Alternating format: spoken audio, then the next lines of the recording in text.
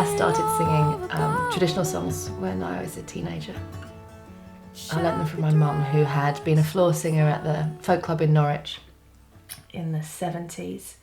And so they'd always kind of been around. My parents did a crazy thing and they sold everything up and bought a Bedford school bus and converted it, and we all lived in it and went travelling around Europe and paid our way singing in the streets, mainly singing busking, singing folk songs, 4-part harmony to the people, whether they wanted it or not.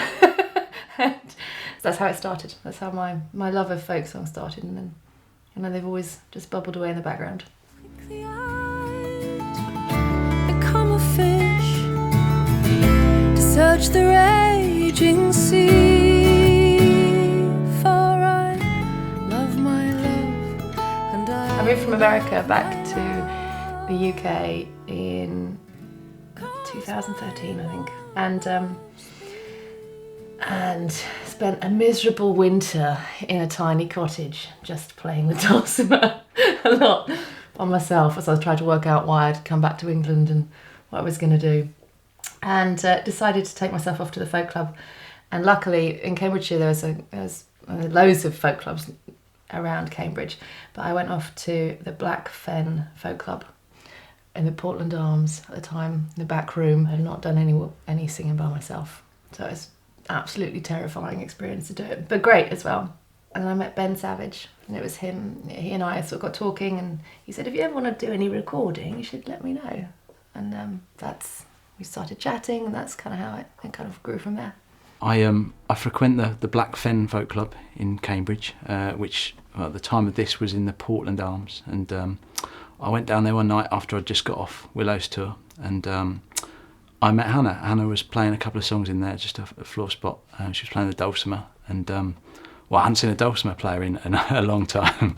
And then I hadn't heard anyone sing like Hannah for a very, very long time. It was really special. And so yeah, we had a beer afterwards and started playing a bit of music. And Hannah, had barely played on her own at that point. But I said maybe we should record some of it, and the album kind of came from there.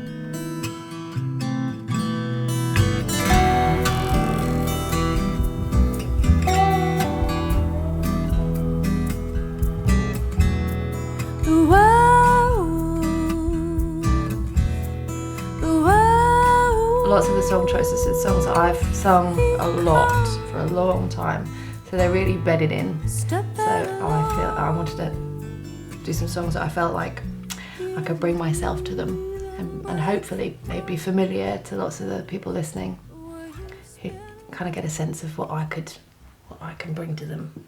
Ben would ask me to send him various bits of rough recordings, and we'd make choices, and we'd talk together quite collaboratively about what would work and what would work together as a whole. And I think both of us were actually wanted to make sure that the record sounded of a piece. You want to do something different. You want to do something that is very much Hannah, because she is special and she's unlike other people that I've heard sing or play. But at the same time, these songs have a real history, and you know, the past performances really resonate. So there's a kind of tightrope between respect for what's happened to these songs over the past X number of years, and what we've tried to do with them.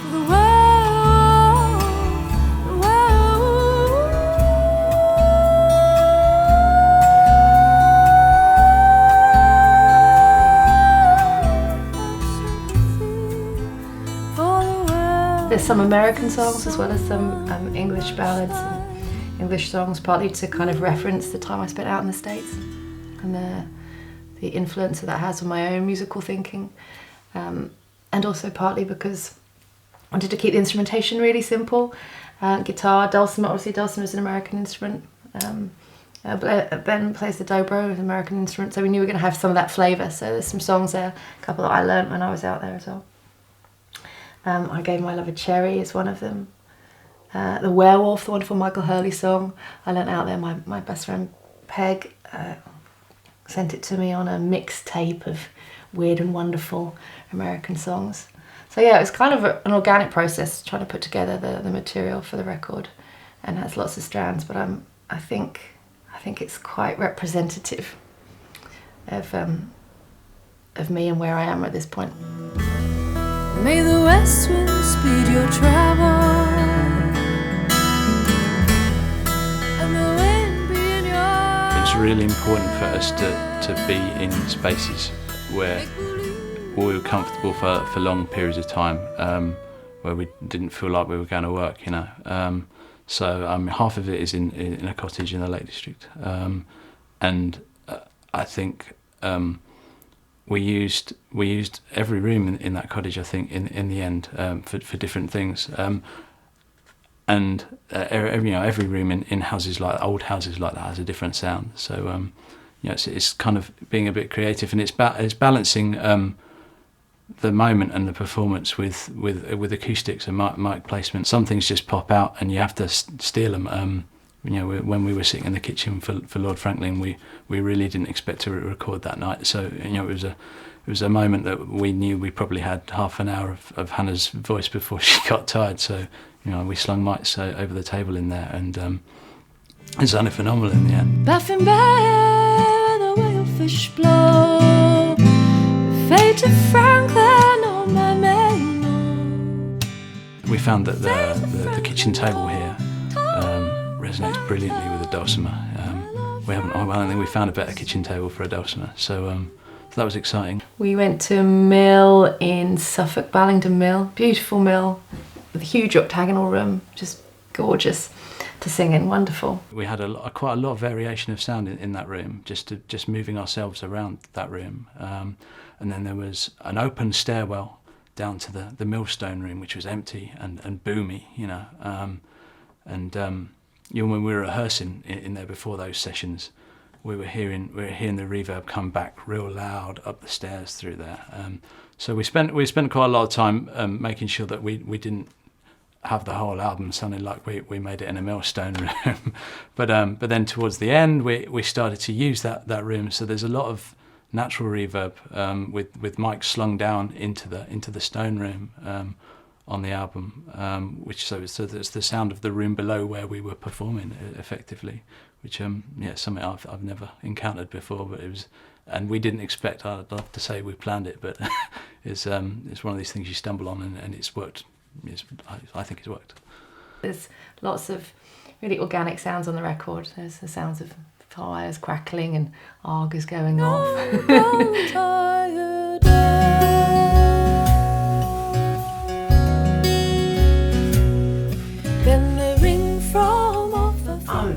I'm bowled over still. I'm bowled over by how it sounds.